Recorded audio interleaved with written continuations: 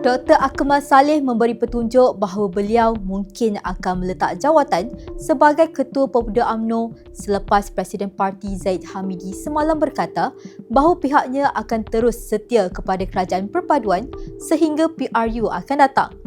Dalam hantaran di Facebook, Akmal berkata beliau telah berusaha sehabis baik sambil menambah bahawa mungkin sudah tiba masa baginya untuk mengundur diri.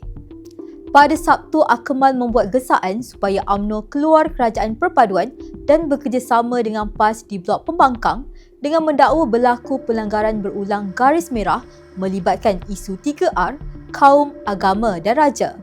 Zahid berkata dalam mesyuarat Biro Politik pada Isnin, Akmal telah membentangkan resolusi yang dicapai pada konvensyen khas pada Sabtu yang telah dibincangkan secara terbuka oleh kepimpinan UMNO.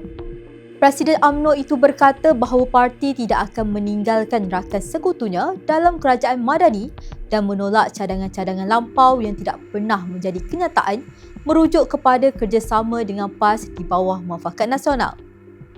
Azurin Zainal, FMT.